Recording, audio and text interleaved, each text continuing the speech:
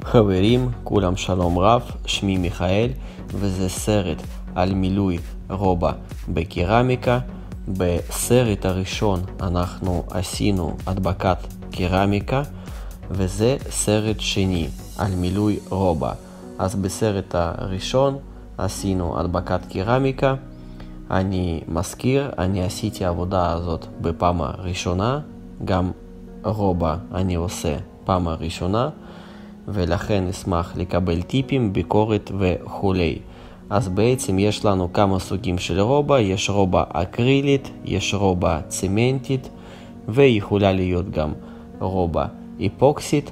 אז רובע הכי נפוצה בשוק והכי קלה בשימוש בעצם זה רובע צמנטית, מכיוון שקל לעבוד איתה, קל לנקות אותה אחר כך, אחרי מילוי. ורובע איפוקסית זה רובע שנחשבת לרובע יותר איכותית, פשוט יותר קשה לעבוד איתה, מכיוון שאחר כך בניקוי יותר קשה לנקות אותה, ולפעמים אפילו צריך להשתמש בחומר מיוחד בשביל לנקות אותה.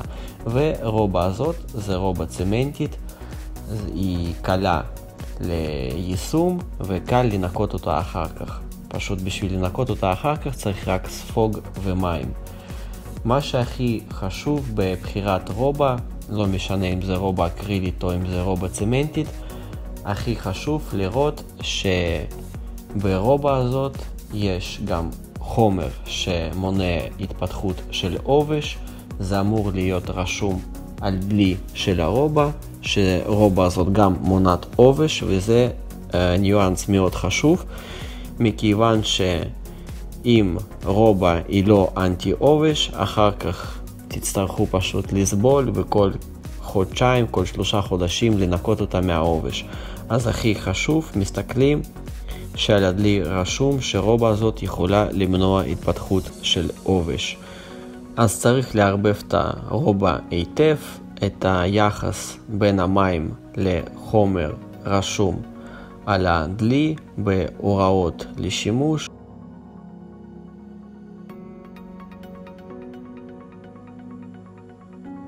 ובנוסף אנחנו צריכים מליץ' גומי, זה לא מליץ' רגיל, זה מליץ' מיוחד לביצוע עבודות רובע בקרמיקה. ואני גם משתמש במליץ' רגיל מתכתי רק בשביל שיהיה לי רובע בהישג יד. על המליץ' מתכתי אני מחזיק את הרובע, ועם מליץ' גומי אני פשוט לוקח את הרובע. זה פשוט רק עניין של הנוחות, וזה כל אחד לעבוד איך שנוח לו. אז לפני מריחה של רובע בעצם אנחנו צריכים להרטיב את החריצים בין הקרמיקות. למה אנחנו צריכים להרטיב אותם? קודם כל, אם יש שם אבק, אנחנו כביכול ננקה את האבק הזה. ודבר שני, שדבק קרמיקה עכשיו יספוג מים, ובעצם הוא יהיה סובע מבחינת הלחות, והוא לא ישתה לנו את המים מהרובע, מכיוון שבתוך הרובע יש איזשהו תהליך כימי שמתבצע, ואם דבק קרמיקה שנמצא בתוך החריצים ישתה לנו מיד את המים מהרובע, התהליך כימי הזה יכול לא להסתיים במילואו. אז מרטיבים את החריצים עם המברשת. ועכשיו פשוט אנחנו לוקחים מליץ' גומי וממלאים את הרובע בתוך החריצים. תשימו לב, לא צריך לפחד אם זה לא יוצא ממש יפה או מדויק, כי כביכול אחר כך אנחנו ננקה את זה הכל. זה לא כל כך משנה. בריצוף לפעמים עושים את זה אפילו עם מגף, פשוט שופכים כמות של חומר על הרצפה ומפזרים אותו עם מגף, אז לא צריך להתרגש מזה.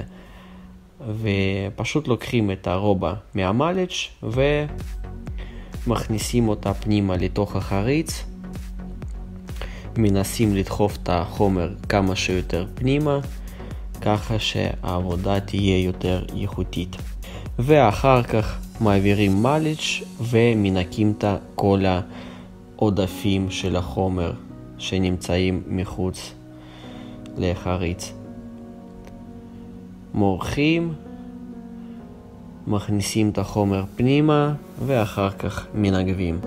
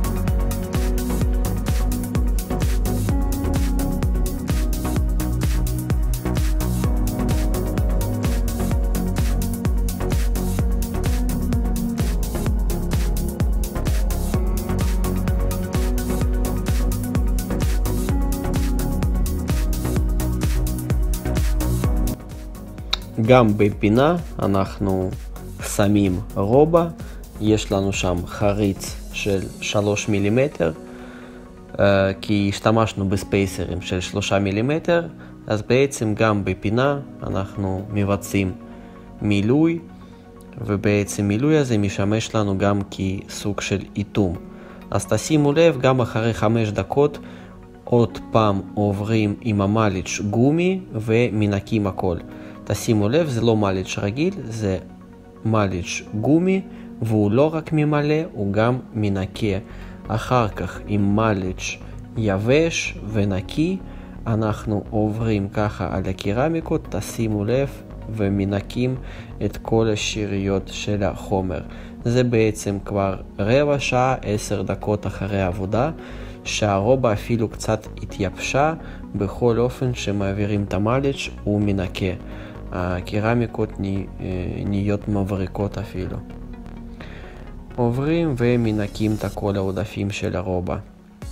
ואחר כך בסוף, אחרי 20 דקות, חצי שעה בערך, אנחנו לוקחים ספוג עם מים ופשוט מנקים הכל היטב, שוטפים. שימו לב, הספוג לא צריך להיות רטוף מדי, צריך להיות פשוט מספיק לח, ולא צריך עכשיו להיכנס עם ספוג לתוך החריץ בין הקרמיקות, מכיוון שאתם יכולים להוציא את החומר החוצה. אז עוברים מלמעלה בעדינות ובזהירות, ככה שלא תוציאו את החומר החוצה, כי חומר עדיין לא יבש, הוא קצת התייבש אבל עדיין לא לגמרי, ניתן לשטוף אותו, ניתן לנקות אותו, ולכן צריך לעבוד בעדינות, בזהירות, לא לשים יותר מדי מים, גם לא להעביר יותר מדי פעמים ספוג על החריצים, מכיוון שאתם יכולים להוציא את החומר החוצה. אם אתם רוצים שחומר של הרובה יהיה יותר שקוע בתוך החריצים, אתם יכולים לעבור עוד פעם עם הספוג רטוף, קצת לשטוף את זה, ואז בעצם ספוג ייקח קצת חומר מהחריצים, ובעצם זה יהיה יותר שקוע. אפילו אחר כך יום למחרת ניתן לבצע שטיפה נוספת באמצעות ספוג עם מים. תביאו דלי של מים, וכל כמה פעמים אתם מעבירים את הספוג, הוא נהיה לבן מהרובה, אתם שוטפים אותו בתוך הדלי, מנקים אותו, ושוב פעם ממשיכים לנקות אותו. אז תראו, זה בעצם כבר יום למחרת. עושים ניקיון נוסף, ומנקים את הקרמיקות כבר, כי הרובה כבר יבשה, ובעצם ככה זה תוצאה סופית. אפשר לראות שזה לא מסובך, שזה עבודה די פשוטה. תודה רבה לכם על הצפייה. אם אהבתם את הסרטון תשימו לייק, אם לא אהבתם תשימו דיסלייק. אני מזכיר, אני עשיתי את העבודה הזאת בפעם הראשונה. בגדול אני בא מתחום עבודות גבס וצביעה, אבל בכל אופן עשיתי עבודת קרמיקה ורובה, והחלטתי לצלם את הסרטון הזה בשבילכם, שגם אתם תדעו שגם אתם יכולים לעשות את זה בפעם הראשונה. אז תודה רבה לכם על הצפייה, ואם יש לכם שאלות ניתן לשאול אותן בתגובות מתחת לוידאו. תירשמו לערוץ כמנוי, זה לא עולה כסף. תודה רבה לכם ולהתראות.